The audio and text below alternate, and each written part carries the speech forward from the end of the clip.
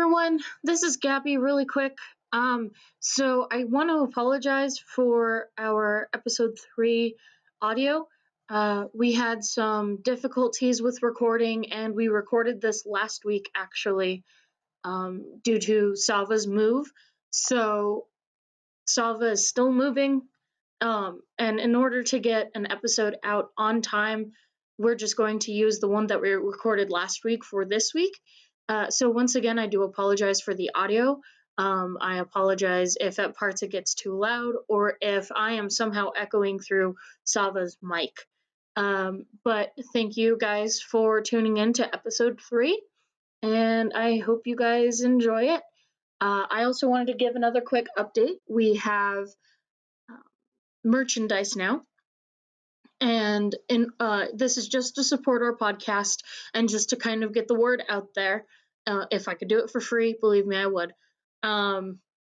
But it costs money. Costs me money to make it and whatnot. So, yeah, there's that. But we are at teespring.com/activelyautistic, and we have shirts, we have phone cases, we have towels, we have pillows, just a whole bunch of different kind of merchandise, mugs. I'm currently trying to work on getting blankets, and I'm also working on getting t-shirts of just different kinds of sayings so that not everything is our logo or not everything says actively autistic on it, and just something fun for anybody to wear, of course. So yeah, just thought I'd put that out there. And we will have a new episode as usual on Sunday next week. And thank you, and see you guys soon. Hello, everybody, and welcome to episode 3 on Actively Autistic. I am Admin G. And I'm Admin S. And today's topic is the spectrum, what is it, and diagnosis or diagnoses. So today we're going to be talking about kind of what the spectrum is, what it looks like, and how it is in fact a spectrum. And then we're going to talk about getting diagnosed or stuff about being diagnosed. So the first thing that I'm going to say is I have 3 different sites pulled up. I have Google, thank you Google, and I have the CDC, which is Center for Disease Control and Prevention. Thank you CDC. And I have the National Institute of Neurological Disorders and Stroke, also known as NIH. Pardon me, that is my hiccup, and that is Salva's response to my hiccup. So here's the definition from the CDD on what autism spectrum disorder is. Autism spectrum disorder, ASD, is a developmental disability that can cause significant social, communication, and behavioral challenges. There is often nothing about how people with ASD look that sets them apart from other people, but people with ASD may communicate, interact, behave, and learn in ways that are different from most other people. The learning, thinking, and problem-solving abilities of people with ASD can range from gifted to severely challenged. Some people with ASD need a lot of help in their daily lives, while others need less. A diagnosis of ASD now includes several conditions that used to be diagnosed separately. Autistic disorder, pervasive developmental disorder, not otherwise specified PDD-NOS, and Asperger's syndrome. These conditions are now called autism spectrum disorder. Sava, did you know about these 2 other things that are now linked with autism? Can you read which ones they are again? Yeah. Pervasive developmental disorder and Asperger's syndrome. I know about Asperger's, however, I'm not sure I know the other one, actually. Alright. So, thanks to NIH, I have a definition on pervasive developmental disorder, also known as PDD. So, um, the diagnostic category of pervasive developmental disorders, PDD, refers to a group of disorders characterized by delays in the development of socialization and communication skills. Parents may note symptoms as early as infancy, although the typical age of onset is before 3 years of age. Symptoms may include problems with using and understanding language, difficulty relating to people, objects, and events, usually play with toys and other objects, difficulty with changes in routine or familiar surroundings, and repetitive body movements or behavior patterns. Autism, a developmental brain disorder characterized by impaired social interaction and communication skills and a limited range of activities and interests, is the most characteristic and best studied PDD. Other types of PDD include Asperger's syndrome, childhood disintegrative disorder, and Rett syndrome. Children with PDD vary widely in abilities, intelligence, and behaviors. Some children do not speak at all, others speak in limited phrases or conversations, and some have relatively normal language development. Repetitive play skills and limited social skills are generally evident. Unusual responses to sensory information, such as loud noises and lights, are also common. Now, to hit on the Asperger note for those who may not be familiar, is Asperger syndrome, AS, also known as Asperger's, is a developmental disorder characterized by significant difficulties in social interaction and nonverbal communication, along with restrictive and repetitive patterns of behavior and interests. Thank you, Google. So, what do you think, Sava? What do I think? I don't know. I learned something new today. I kind of relate to it in a sense, like parts, all of the above. Because, for instance, I was tested since I was like 2 for all sorts of stuff. The only reason why I wasn't put in quote unquote gifted and talented was because I couldn't read by the time I was 3 years old. However, I also have issues with social related stuff. Sometimes it's hard for me to learn new things, and I get pissed off if my routine is changed. That's why it's really hard for me to move. But, stuff like that. But again, I'm gonna just put this out there. I am not formally diagnosed, so by no means am I an expert on this stuff. I just relate to it, and that's pretty much as far as I can go. I relate with Sava on that. I personally didn't know that PDD was a thing. I knew about Asperger's, and in 2013, the DSM changed it in the DSM-5 to just be autism spectrum disorder. And now I know about PDD as well, so I learned something new today as well. Um, Something interesting for me is that thinking about the childhood aspect of it was when I was a kid, I was about 2. Um, a lot of kids, neurodivergent or neurotypical, have problems probably with their R's. At least I know in my family kids did. But, R's are a thing, and they're hard.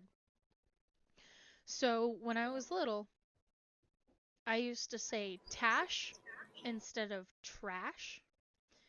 And something that's probably a lot more related to this would be when I would mix up kitchen with chicken. And I still mess it up to this very day, and I'm 22 years old. It's something that I don't think about, and it doesn't happen very often, but it still happens to the point where, oh, I'm gonna go to the chicken real quick. I'll be right back. I'll stop and go, wait, I meant kitchen. And previously, when I have tried to even correct myself, I my brain is stuck on the word chicken more than it is kitchen. Um, and it can be really frustrating sometimes. But I definitely also struggle in the social communication aspect. I'm really good online, face to face, not so much, but that is my preferred method of communication. This is also why we're recording this podcast in separate states, in separate cities, in separate houses, and in our own special little room. Because I'm the same way. If I go outside, it sucks. But that's also for various other reasons other than being a hermit. I also think the fact that we are in different states has a major part to do with this. Shut up. You're 4 hours away from me. 4.5, get it right, it's wintertime. True. Make that 5. Still, I can drive. I don't like to, but I can drive. I It's love fine. driving, but I don't want to drive all the way out there. You better if you want to ever meet me in person. I will do that. I do want to meet you in person. I will do that. Fun fact, guys, I've known Sava for like 2 years now, and I met Yep. them on Discord through a server that we were both in at one point. Yep. That was the time. That's all I'm going to say on that matter. Oh, Lord. I can agree to that. Now, back on topic, even though we didn't really stray. Anyway, I want to talk about the stigma around being on the spectrum. Salva, is there anything that you've ever heard that would relate to, oh, you're autistic or you're not autistic or anything like that? You cut out a little bit. Can you ask again? I'm Yes. sorry. No, it's okay. Did you ever hear something that of someone saying, "Oh, you're so autistic," or "You're not autistic," or anything like that in terms of like Um, stigmas? well,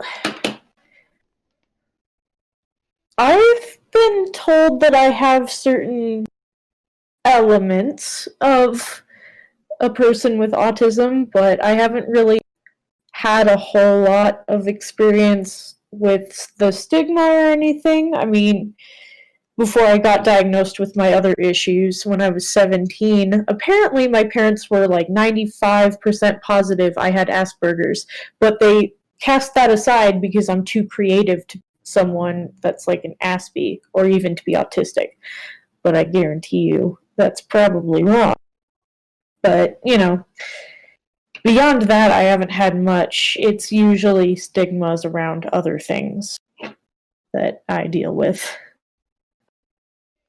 Well, that just hurt me. Um, so yeah, that's actually something I want to touch on and talk about. Is what it looks like. Um, being on the spectrum and how it is a actual spectrum. As you guys heard in the definition, unless I was reading too loud, then I'm sorry. Or too fast, not too loud. Um,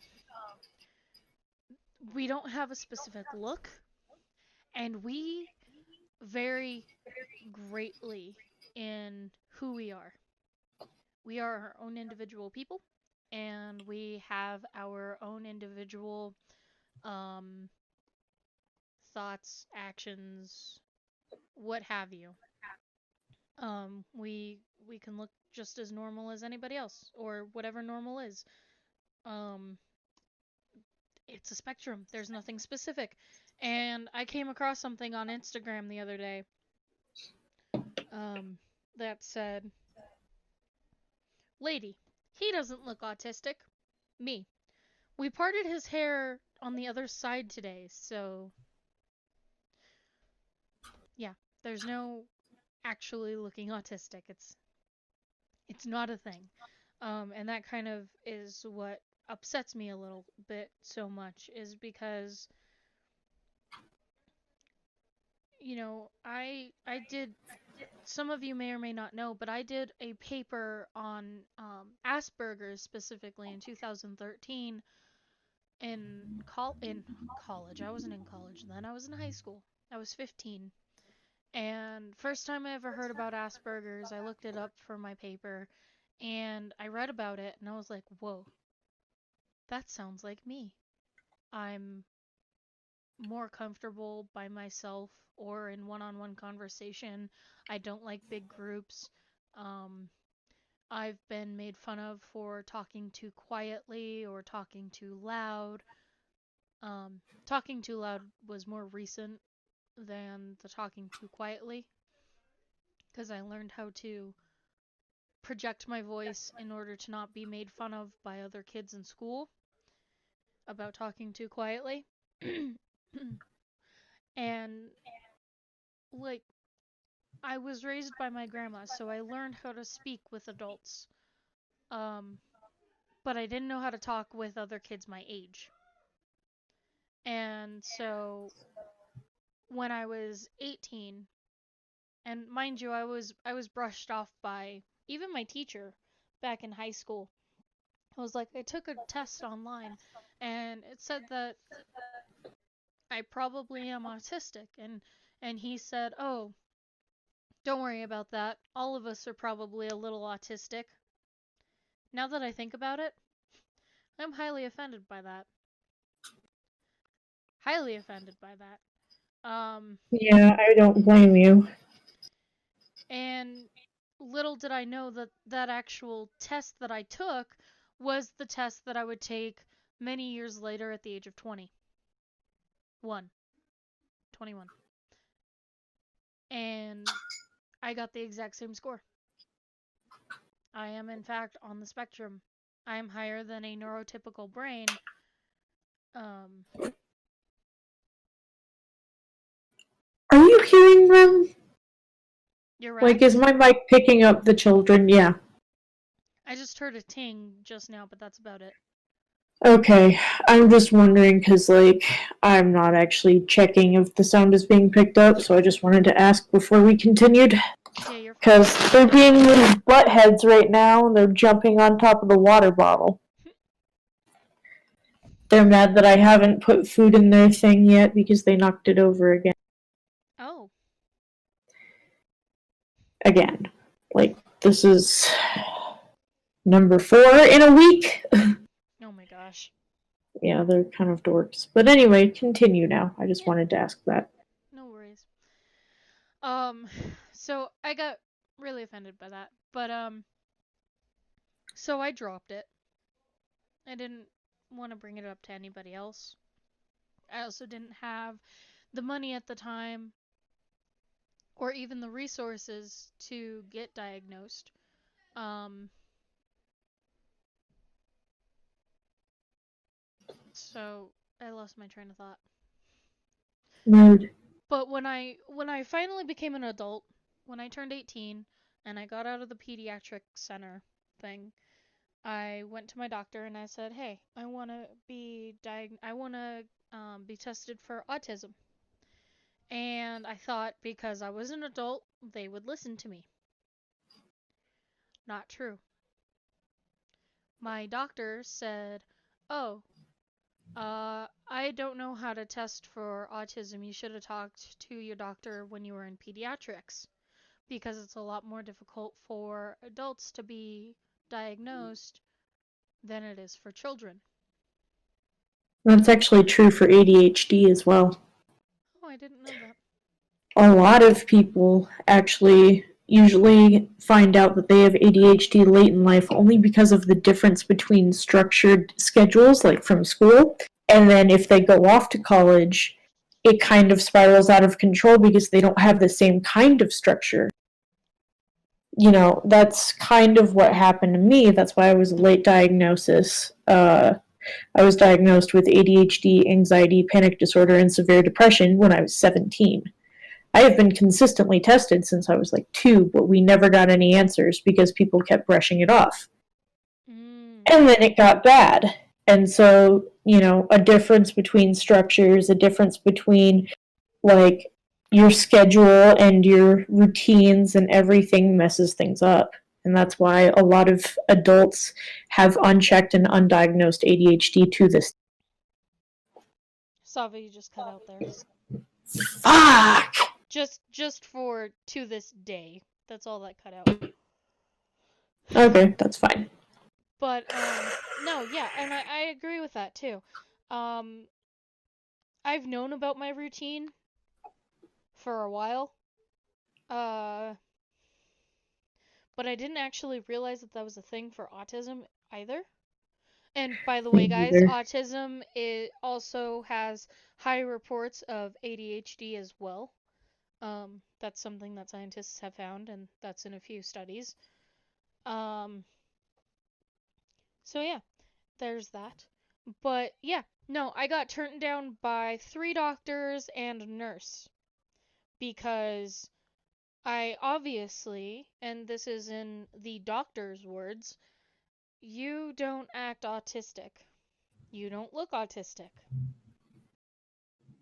You're making eye That's contact with me dumb. wrong. And I told him the truth. I was like, I am in fact not making eye contact with you. It makes me extremely uncomfortable. I am looking at the bridge of your nose or at the tip of your eyebrow. I learned that trick early on in life, and I am so glad for it. Right? Fuck. And, once again, we don't have a specific look. We're on such a wide range of what we, of who we are and how we act that it's completely different for everybody. One video that I would highly recommend to watch is called The Voices of Autism, Panel 1, Young Adults on the Spectrum. It is published by Seattle Pacific University, and it's on YouTube. The people on the panel are all autistic, and they all have different speaking patterns, they all have different functionalities, everything. This is the best thing that I can say. This is what it's like to be on the spectrum. Just keep in mind that autism always looks different. We're all different from each other. Um, One more thing I would like to say for another example is that a mutual friend of ours, an old mutual friend of ours, for Sava and I, was also autistic, and they were the ones who helped me get diagnosed. And we shared a lot of similar things. He clearly had a little bit of a speech impediment at one point. I don't. We both had trouble making eye contact. We both um, rocked back and forth. We both had to do, a specific. We had to step a certain way, stuff like that. Um, it's just all very, very different. And just because we're on the spectrum does not mean we aren't observant. And just because we are verbal does not mean that we are not autistic. There are verbal and nonverbal people. Um, and, you know, there's something that I also ran across on Instagram that I also really identify with. I accept this one. And it says if you've met one individual with autism, you've met one individual with autism. We are all completely different no matter what. Um, and so that's just a little bit of a reminder. We're not all the same. So yeah. Right now we're gonna go ahead and take a quick break, and then we will be right back after our sponsored message.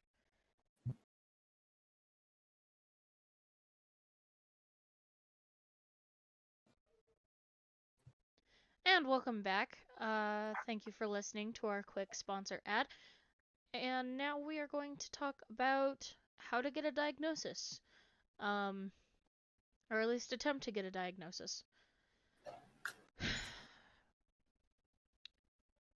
to be completely honest, you might have to fight like I did. Oh no, you definitely will have to fight. It doesn't matter what we're talking about. Getting a diagnosis isn't exactly easy. Never is. That's true. It also does definitely depend on your doctor as well. Um, it's extremely difficult. One place, if you are in the Colorado area, that I would highly recommend is brain and body integration. They're up in Superior or Boulder, I can't remember which. But they're the ones who diagnosed me with autism even after I got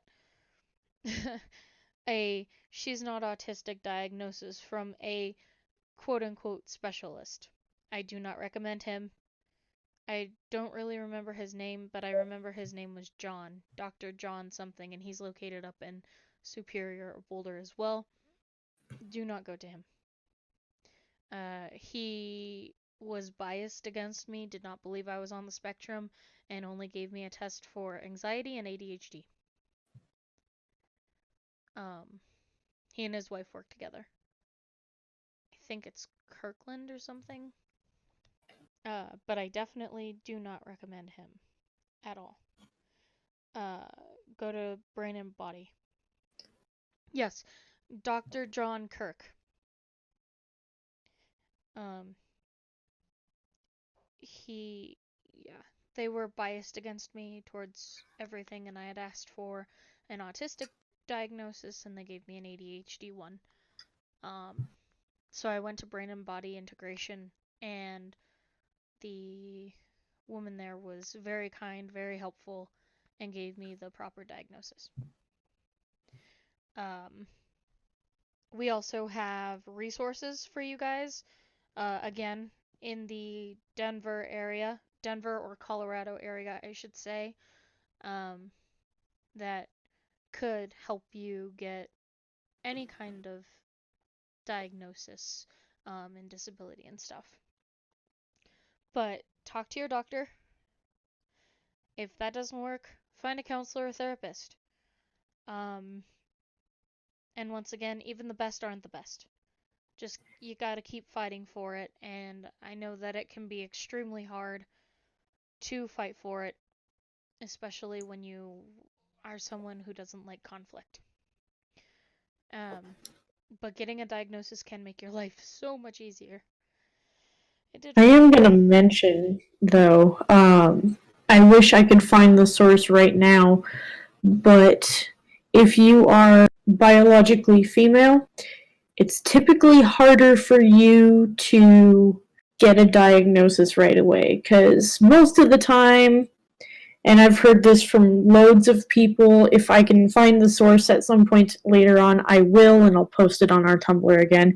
But biological females, people of color, and LGBTQ plus people all have a much harder time to find a doctor that will take them seriously and diagnose them than other groups.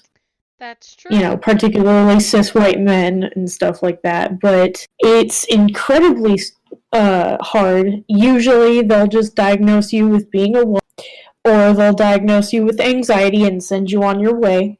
Mm-hmm. And that's not helpful at all whatsoever. And others straight up refuse to diagnose you with anything and just tell you that you're fake. I've had that happen. And I can assure you, everything I deal with is not faked whatsoever. So that's another thing to be on the lookout for. And if your normal GP or PCP or whatever, I don't remember all the abbreviations for doctors and shit, if they help you out, go above their head and try and schedule an appointment with a specialist because, believe me, I've been on the lookout for answers for almost 5 years now and only barely have started the process of trying to find everything out wrong with me. And it is tedious, it's annoying, It's time consuming, it's money consuming, and you just get so tired of listening to the same answers over and over and over again when you know your body best. It doesn't matter if it's a physical or a mental disability, you know yourself better than anybody else can. If there's something wrong and they don't believe you, you better try and find another way to get them to listen to you, because sometimes it's about autism, sometimes it's about a serious heart condition. It doesn't matter. They need to listen. Otherwise, they're basically going against, what is it, HIPAA or whatever? Yeah, I think it's HIPAA. I never know what it's called anymore. But yeah, Well, no, there's also just FERPA, but FERPA's different. Hippocratic Oath. That's all I know, and that's just doctors being doctors. I don't fuck. I'm not educated enough on the jargon of medicine. Fair enough. Yeah, so definitely try to do that. Thanks for listening, you guys. That's kind of all I have to say about this. But it is extremely hard, especially as a female. And when Sava said cis, for people who do not know, cis means cisgender, which means you are. How do I word this? You identify as the gender you were assigned with at birth. Thank you. That's exactly it. I learned that on a social justice retreat back in January. And I didn't know cisgender was a thing. So, yeah. You should have just asked me, dude. I didn't even know the word existed. That's fair. Jeez. Somebody's in trouble. Somebody's in trouble. There's like 3 cop cars rolling down the street right now. Oh my gosh. Oh, geez, and that's a fire truck. And there you go, guys. We have some exciting stuff going on in a few states over. Might as well just be some idiot tried to drive their lift-kitted truck up to the top of First Street and probably gave their brakes a number of issues. We still have ice. Ooh, fun. So thank you once again, guys, for tuning in to the Spectrum and Diagnoses. We will see you next week. Thank you. Yeet yeet.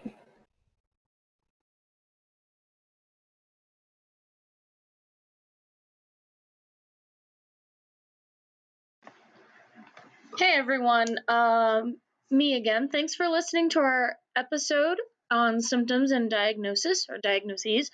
And since this was such a cut and dry, recording this like once or twice kind of episode, I have compiled everything that I cut out of recording this episode and thought I would put it at the end of this episode. You don't have to listen to it, but if you want to have some like laughs and hear some interesting stuff from both of us, feel free to stick around. But this is just for your enjoyment, to kind of show what we go through when we actually record. I honestly kind of wish it were just point A to point B, break, point C to point D, but it's not. And actually, I don't wish it was like that at all, because it's extremely fun when you get to do something like this and just have all kinds of fun. Like we record from 6 in the evening until like 8 o'clock, 8:30. So that's a few hours recording time. So once again, if you want to stick around, you totally can. If not, that's fine. And we will see you on next week's episode. Thanks, guys.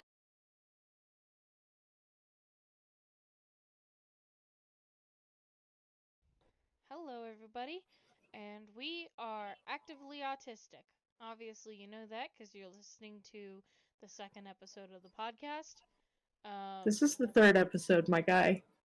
No, this is the second, technically. Oh, shit, it is.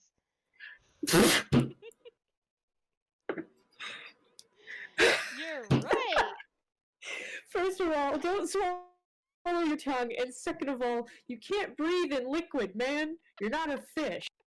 Fuck. What am I gonna do with you? Good question. Well, actually, I can't say much different because I sneezed while vaping and it hurt my fucking body. That really did hurt, though. Okay? Fucking sucked. I believe it. Came out of my tear ducts, man. That's not how it's supposed to work. I'm just kind of like talking in a regular conversation. I'll be like, hold on a second, I have to go to the kitchen. But instead of Right. saying kitchen, I say chicken. And I am 22 years old. But like, Same. so I feel like that was probably a thing, especially since it didn't go away after I was no longer 2. I mean, I called goldfish shellfish. Oh, that's so cute. Apparently, I did some other things, but I don't know. I just know about the goldfish thing because I fucking love goldfish, man. You've seen me with those giant boxes. Specifically, this one that's been sitting here for like 2 years. And by the way, I want to clarify that Sava is talking about the goldfish crackers, not the actual fish. I mean, I've had actual fish. Like Yes, but you goldfish. haven't eaten them. Yes, I have. Just not in America. That's fair. That's fair. The look on your face! Oh my god. That was amazing. Once again, we were on video call, and she just kind of opens her mouth, tilts her head, and just kind of goes, "Okay, never mind. That's fair." She was a little bit shocked, a little bit confused, and all sorts of what the fuck. And also remembering that she lived in China for a while. Is that where you ate the goldfish? Yes. Oh my god, I called you a she. I am Yes. so sorry! It's fine. It's fine. I just die a little bit inside. Look. I meant he. I do that too. And it's not because I disrespect pronouns. It's because my brain does it. Like, I've even called my boyfriend, who is clearly a male, a she before. And I'm like, wait. Like, I was having a conversation with someone and I was like, yeah, she. And then I stopped myself, looked over at my boyfriend Nathaniel, and went, he's not a girl. Oh, mood. Mood. And then I apologized to him, even though I didn't know he didn't know I called him a she, and I was just like, I'm sorry, I just called you a she. So yeah. Oh, that's beautiful. I'm sorry, it's awful, but like that's one interesting way to deal with shit. Oh, fuck. I mean, if I could probably talk about myself in the third person, I'd probably call myself a he on accident. I feel like I've done that before, but I can't confirm nor deny. So. Mood. I didn't realize I was a he until 2 years ago. I don't know. It's been a while. Time is a construct that I never understood. I'm in agreement with that. Pardon me. Oh, fun fact for all of you. I make weird noises. Don't worry about it. Fun fact for all of you. That was my hiccup. And I have no control over it, but Sava likes to respond. I have no idea why, but I've done it for a while. I remember the day, actually. The day Sava and I were actually doing this chatting thing on Discord. It was like a year ago. Yeah, I think it was over a year ago now. No, it was when we started the server. Yeah, you're right. 2019. God, time flies. Anyway, continue your story, sorry. No, I hiccuped, and Sava was like, huh, what the fuck was that?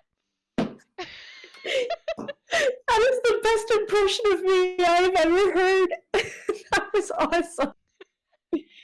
And I told them, I was like, that was my hiccup. And he was like, all right, well, I'm just gonna respond like that from now on. Yep. And for a year, that's been a thing. Yep. Even if I fall off the face of the earth, I'll probably eventually respond. Just in the depths of hell, I just go, Satan's like, what are you doing? And I just go, my Gabby sense is tingling. I have no idea what I'm saying. And I'm sober right now.